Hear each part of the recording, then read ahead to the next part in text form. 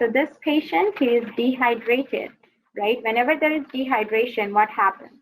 Your ADH gets secreted from your posterior pituitary, right? Another name for ADH is vasopressin. So triggers for ADH secretion is actually low plasma volume, so dehydration, and even increase in plasma oncotic pressure. What does ADH do?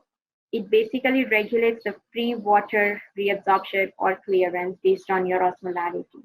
So its mechanism is that it's going to go to your collecting tubules, and it's going to insert the aquaporins, right, in the collecting tubule. So what it does, it's going to reabsorb all that free water that's secreted. It's an anti-diuretic hormone. The name itself implies that it's going to reabsorb all kind of water.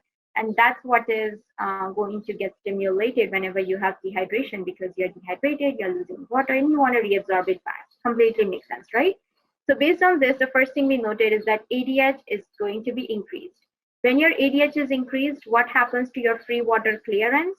It's going to decrease because you're reabsorbing all your water. So that's going to be decreased, right? Now, when you reabsorb all kind of water, what happens to your urine volume? It's going to get decreased, right? Because you're absorbing more of water. So your urine volume decreased. Also, ADH, as I just said, is going to reabsorb free water. Does that anything changes with your solutes? It does not. So when you reabsorb too much of water from your urine, it's going to make your urine osmolarity increase because it's going to be concentrated urine that you'll be using, right? So that's why E is the answer, and you guys are right about that one. I think the rest of them is just self-explanatory. Thanks for watching. Please give a thumbs up and subscribe for more.